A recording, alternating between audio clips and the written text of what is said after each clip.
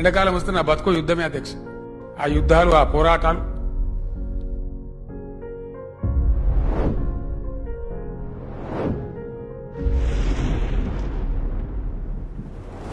ఈ రోజు ఒక సిద్దిపేట కాదు, రాష్ట్రంలో ఏ మూలలో కూడా మారుమూల గోండు గూడెంలో, ఆదివాసీ గూడెంలో, లంబాడి తండాలో కూడా ఆ సమస్యకు భరతవాక్యం పలికినాం.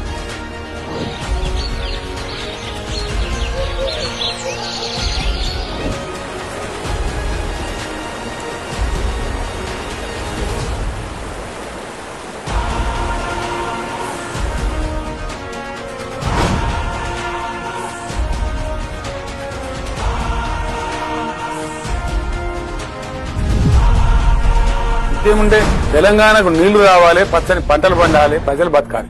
మా జిద్దు అది. మేము చిల్లర రాజకీయాలు చేయాలి. ఎంత తొందరగా వీలైతే అంత తొందరగా నీళ్లు తేవాలనేటువంటి ప్రజల మీద ఉన్న ప్రేమతోని కాళేశ్వరం ప్రాజెక్టు 3.5 కోట్ల ధాన్యం పండడానికి కారణమైంది కదా కాళేశ్వరం ప్రాజెక్టు.